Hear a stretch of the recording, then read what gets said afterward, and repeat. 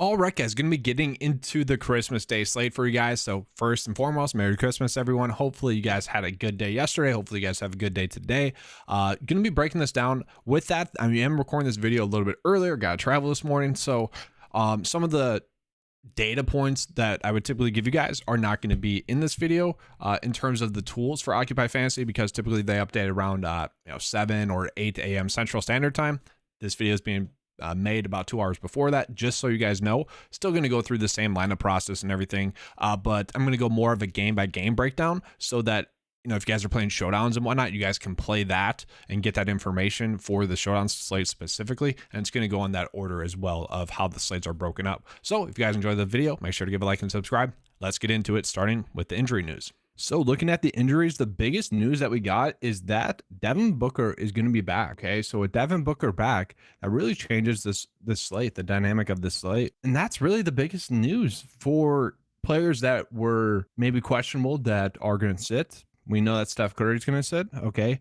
We also did get news as well that both Klay Thompson and Dante DiVincenzo are going to play as well. Originally, I was thinking we might be able to find some of that good value from the Golden State Warriors. If one of those two or both of those two were to sit, I thought we were going to be able to find some great value there. That is not going to be the case. I also want to point out that both of the bigs for Boston are going to be healthy and active. So that's going to really limit Al Horford's minutes as well. You know, Al Horford would have been someone that, you know, if Robert Williams were to sit, we could have projected him to get 30 minutes or so. That's not going to happen. Probably can only project him to get around 20 to maybe max of 30. You know, he's not going to exceed that. So that is another point, another data point that we have to worry about now. We don't really have that much great value. For the Lakers, we do know that Anthony Davis is going to be out, which means Thomas Bryant, who was questionable yesterday, is going to still be a good play because he is probable to play. 5.6 is going to be a very cheap price tag for him. Denver's pretty much healthy altogether in terms of their starters. Jamal Murray expected to play. So we don't really have that much slate packing injury news just yet. And so we're not going to have that many great values out there on this slate. So like I said, the data not updated yet. It typically updates at around 8 a.m. for that game slate, that day slate. So that'll be updating, guys. But what is updated right now is going to be the lineup tool. So let's go ahead and get into that. So right now I'm just looking at the 2-game slate. Okay. And this is going to be between Boston, Dallas, Lakers, Milwaukee. Okay. Just kind of looking at that in general. Best value out there is going to be Grayson Allen, which I agree with. Reggie Bullock, you know, he's just going to get a lot of minutes. Fine with that. Al Horford is projected to get around 31 minutes. So he's someone that you would like. Thomas Bryant, going to be a decent play. Let's just look at ownership for that slate. LeBron, Bryant, Al Horford popping up there. Christian Wood popping up there a little bit more than I would have thought he would be. Tim Hardaway popping up there as well. So I want to also look at just kind of the showdown slate. So we'll start with Philly versus New York. So looking at this game, and obviously this is the showdown slate, who is the best value? Potentially Jericho Sims. That's interesting. Isaiah Hartenstein, and that's actually going to be a play I don't mind. My thought process would be maybe Mitchell Robinson gets into foul trouble guarding Joel Embiid. If that were to happen, Hartenstein would be a decent play. PJ Tucker, a cheap price point, popping up there value-wise. Jalen Brunson, you know, cheap price tag as well, popping up value-wise. Joel Embiid is someone I think we're going to be trying to fit into our builds, showdown-wise, especially James Harden. Someone we're going to be trying to fitting into our builds as well, just in general. Okay, so I feel like that's good for the lineup builder. Let's just get into the full process of this slate. So starting with that Philly-New York game, okay? I do think Joel Embiid makes a lot of sense to pay up for the studs that we're looking at on the site. Let's say Giannis and Luka, and then Embiid. I would say Embiid is the lowest priced of the studs that I expect to go off and get 60 plus DK points. You know, he's just been highly consistent as a fantasy producer, especially going against the Knicks. I feel like that's going to be an appealing matchup.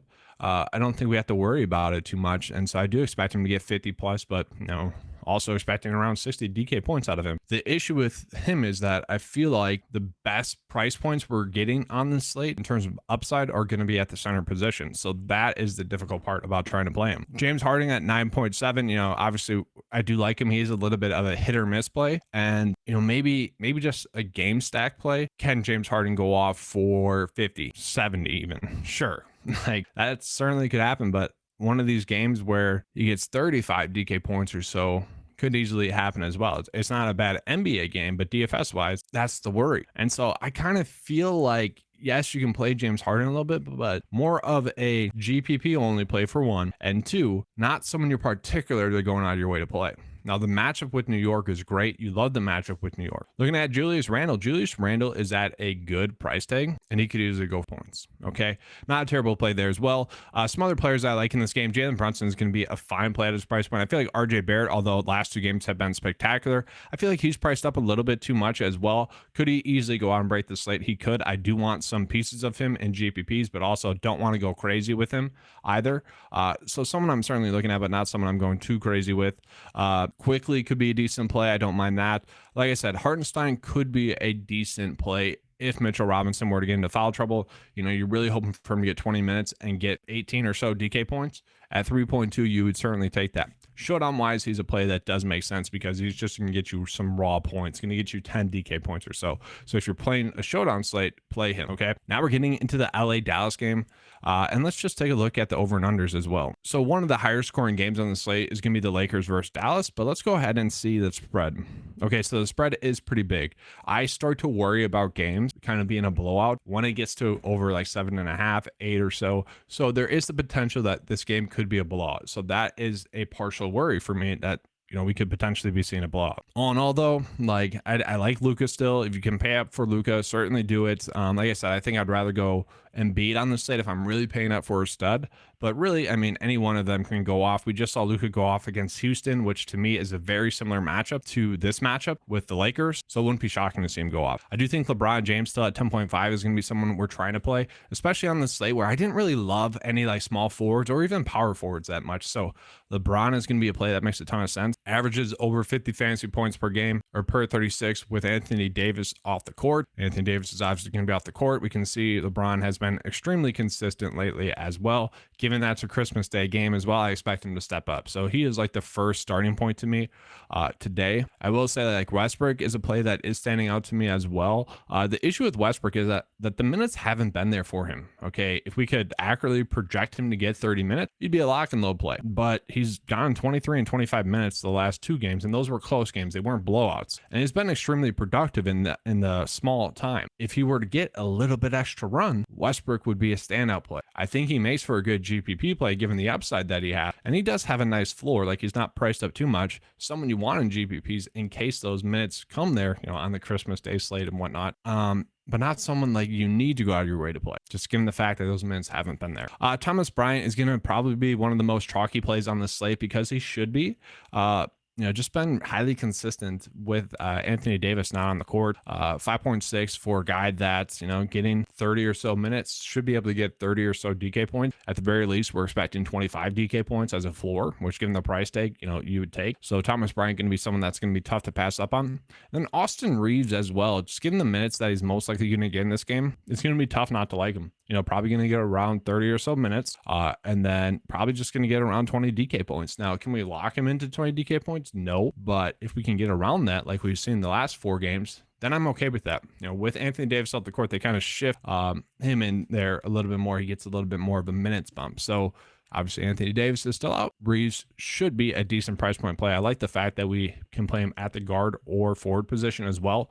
That should open up enough on this slate. And then from there, nothing that I like too much. Let's go ahead and get into Milwaukee versus Boston. So this game is definitely interesting. Both teams are obviously pretty good defensively. You got Giannis priced up. Can you play Giannis? You could. Kind of the same as Luka and whatnot.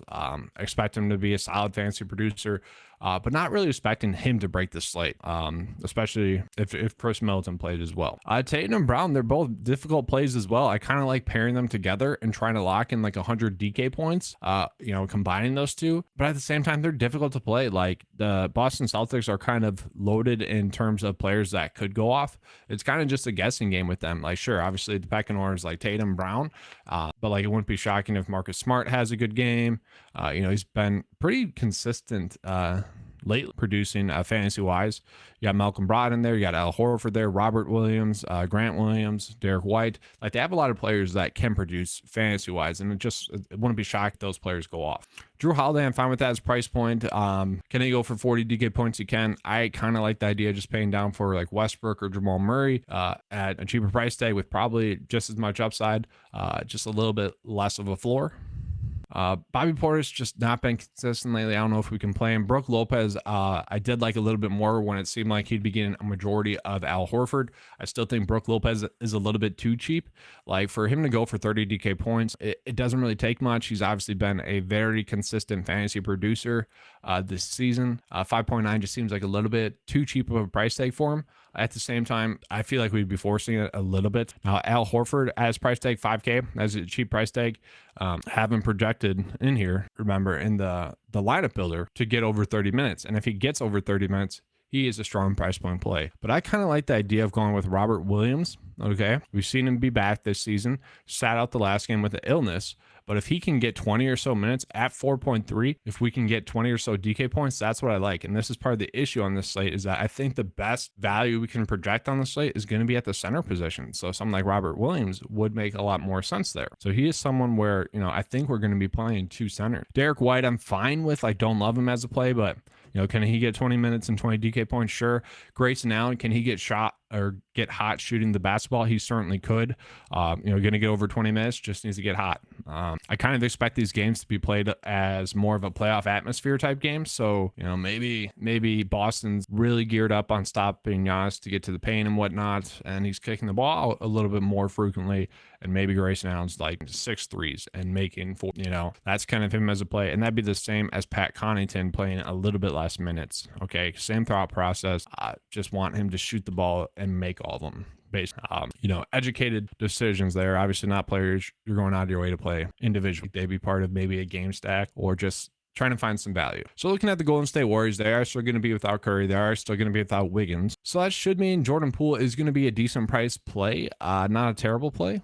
Okay. He just needs the game to stay close. The last 2 games have not stayed close. And honestly, when I was looking at the live odds, I thought the spread would be bigger just with how terrible Golden State has looked the last 2 games. So that's kind of a worry to me, is that the game could blow out. If it doesn't, Jordan Poole should be locked in going over 40 DK points.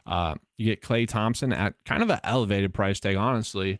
If he was still priced at like 6.6, then yeah, I think he'd be a strong price point play. Now, can Klay get hot shooting the basketball and really go out and dominate at this price tag? He could, although, it's less guaranteed for him to be a great DFS play given this price tag. I don't feel comfortable with it, especially given the fact that now Dante DiVincenzo is going to be back as well. He is someone that should get around 30 minutes as well. A little bit cheaper of a price tag. Sure, Klay has a higher ceiling. Floor-wise, it could be about even, honestly. So that's kind of my issue. And I really wish he was priced down too. If he was priced at like 5.9, I'd be looking at him as a play. The problem with Golden State is that they're all properly priced, whereas some of the other teams and players on those teams are priced a little bit too low. Now, if it is a blowout, I do like Jeremy Lamb. I do expect Draymond Green to play. If he sits, then Jonathan Kuminga would be an okay play. James Wiseman could be a good play if it's a blowout, and that's the big if. If it's a blowout, he should get 20 minutes or so. If it's a blowout, he could easily be a strong DK point per minute player. In some GPPs, you're going to want some exposure to him.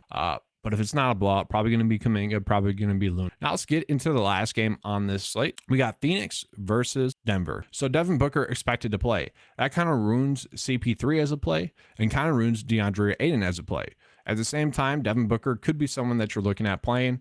He actually does benefit quite a bit with Cameron Payne off the court, so it wouldn't be shocking to see him have a good game.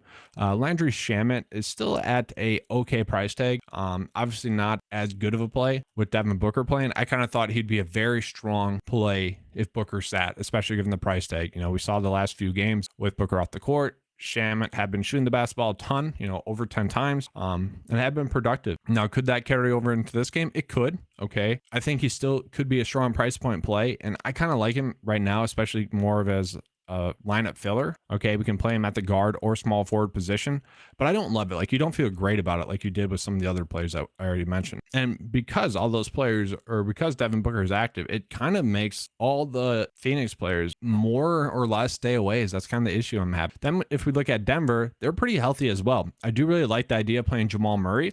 Sure, it has a poor floor, but the ceiling's there. And he has been playing a lot more minutes, been a little bit more consistent. This weird thing of like almost like every other game, though, is a worry. But, I just kind of expect these players to go off on a Christmas Day slate. I feel like the stars are going to rise to the occasion. I consider Jamal Murray a star.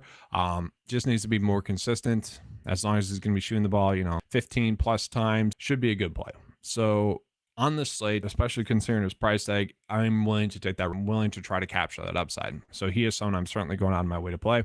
From there, Michael Porter Jr. is at a cheaper price tag. Could he go for 30 DK points or so? He could. I don't really trust it though. And I would say most of the Denver Nuggets are going to be properly priced. Jokic as well, you could pay up for. But once again, I feel like I would rather just go with Embiid, save $600, and hopefully, the difference isn't that much. But that's really what this slate could come down to, is just choosing the correct stud. And obviously that's more of a guessing game. And that's unfortunate. Like, I wish I could give you guys more than that. Like, I feel like the studs on this Christmas Day slate are all going to be good plays. They're all going to go off. So it's hard to be like, yeah, this matchup is one you want to chase, because sometimes it just doesn't matter too much when everyone's geared up to play well. So from there, let's try to go ahead and close out this build. I don't hate the idea of going with Poole. I'm going to stick with Westbrook and bet on the minutes being there.